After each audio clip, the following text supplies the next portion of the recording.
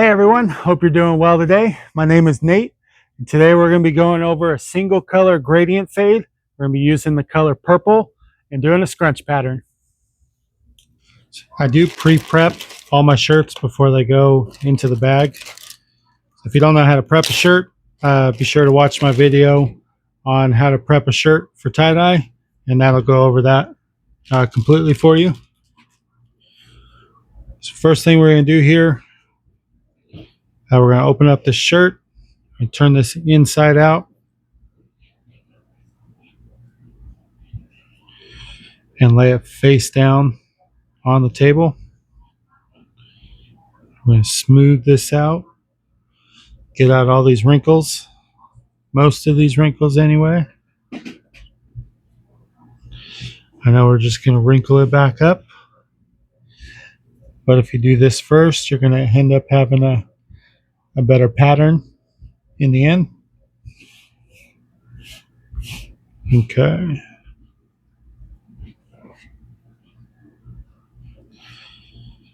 Sure to get the bottom down here.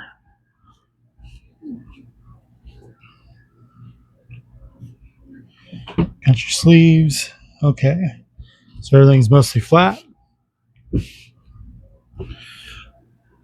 To do the scrunch pattern, you're just going to do that. Just scrunch up. So you're going to bring the shirt into itself. We want a few tall scrunches in this one. So what you want to do is you want it to bunch up, but like this, you don't want to fold over. Okay. So you just want everything to bunch up and in, just like this. We're going to pull all that shirt in, squeeze it all together. I'll kind of give it some memory right here. Because when I let go, it's going to hold. Okay, so we're going to get some rubber bands.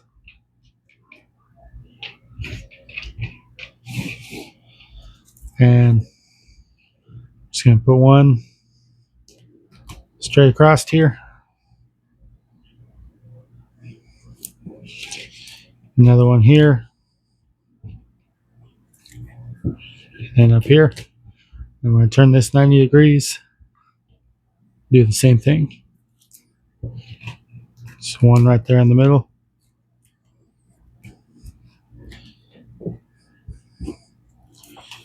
One down below.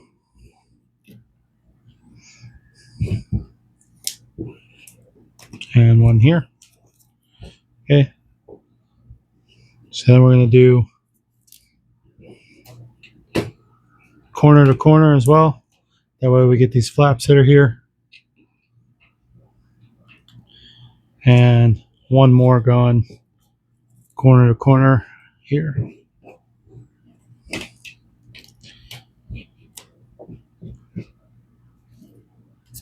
Just like that. So we got our purple dye, some black, and then we got 6 bottles here. Purple 1, purple 2, 3, just purple. There's nothing to mark here, so this is just our regular purple right here. D1 and D2. So these are going to be our darker colors. So darker level 1, darker level 2. So these are our shades. These are our tints. The more tint there is, the lighter the color is going to be. The more shade there is, the darker the color is going to be. Okay. So what we're going to do is, my purple is full. Purple 3 right here is about halfway. So purple 2, we're going to come over here to the dark 2. So we're going to I have not put anything in this yet. This is still just purple. So we're going to fill this about right there. About 20% full. Set that right there. Take our purple 1. Go over here. And just a little splash. That's just getting hardly any actual purple dye in there. Okay. Take a water bottle. Fill it up with water. Purple 1. We're going to fill this the rest of the way with water. So this is going to be our pastel to ultra pastel. This will be our lightest color. So this will have the most tint to it. So it's going to be a mostly very, very light color.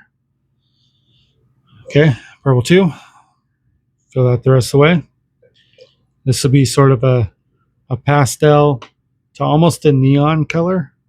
I've noticed that the neon colors are actually just a little diluted, especially when if you put black next to that, it makes that color stand out really bright. Okay, so then number 3 right here, fill this the rest of the way. And this is going to be a bright purple, basically. Okay. So go through, cap all these off. So you spill a little bit here, so I want to clean that up so we don't have to clean up any dye messes. This dye can definitely make a mess if you get it somewhere where you do not want it to be. So it's just easier to keep caps on. If you take the caps off, try to put the cap on as soon as possible. Okay, so D1. So we only put a splash of this into there. So what we're going to do is we're just going to put a splash of black into there. Okay. So that's going to be a darker purple right there. It's going to be our shade level 1, D1. And then D2, so you can see we used a little bit. This one is going to be a dark purple. We're going to put a little bit more black into this one. And that's going to make that a darker purple right there. So now we got our 6 purples. Purple 1, purple 2, purple 3, purple 4, purple D1, purple D2. All right, so I'm going to start with our dark purple here.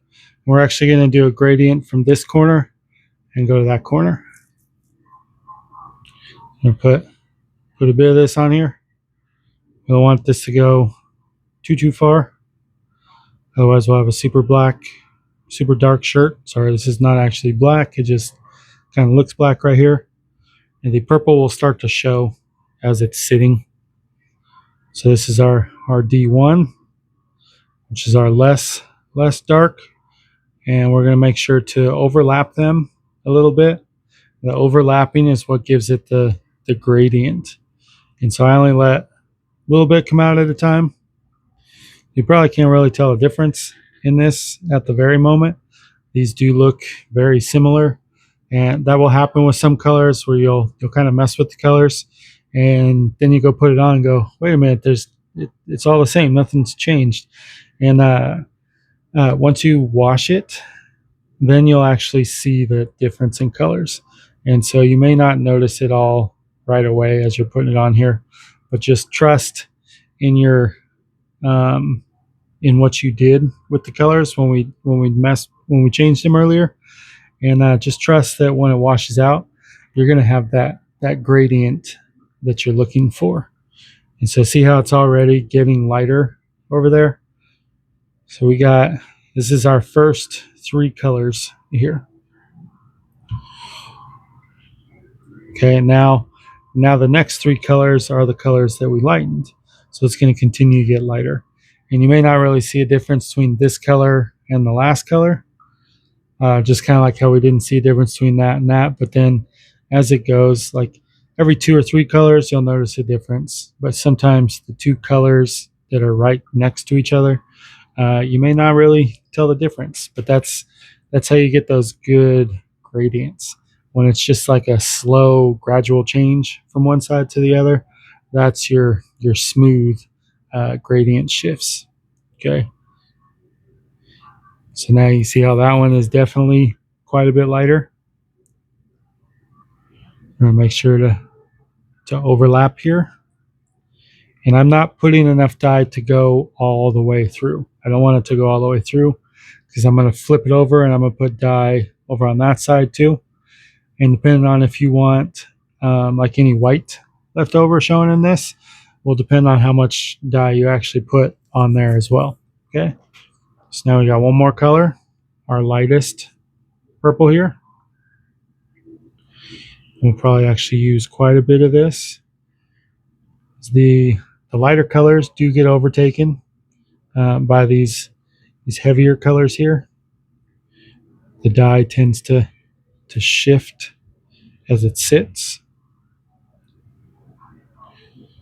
So as you can see, we got a nice, perfect light to dark gradient shift here. Okay, now we're going to flip this over. And now our light to dark is from here to here. Okay, so we just want to make sure we remember that. This is our lightest color, this is our darkest color. So we're going to do the same way we did before. We're going to start with our darks. Come right over here. Do a decent amount.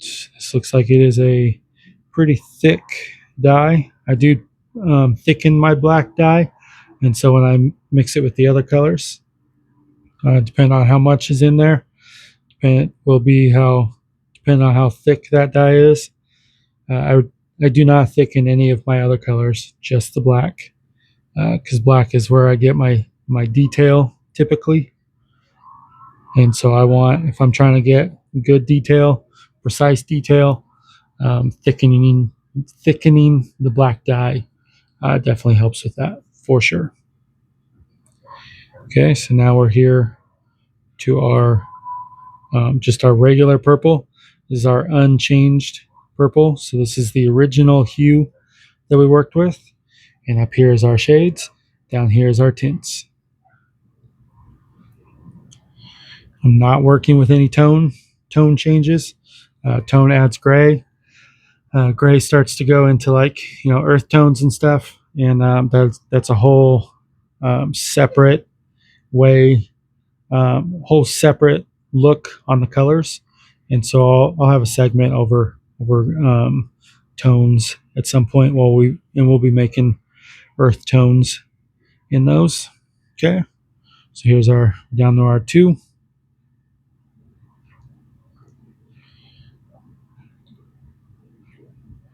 Nice little overlap here. And purple 1, our final color. It's our lightest purple. And there is our color shift, our gradient from light to dark. Let that sit, and we'll wash that out tomorrow. After you've let your shirt sit for 24 hours, it'll be ready to rinse and wash. Check out my other video labeled how to rinse and wash your t-shirt if you need instructions on how to do that. And then your shirt will be ready to wear. This has been Nate with Dyed for Life. Please click like and subscribe for more videos. Thank you for watching.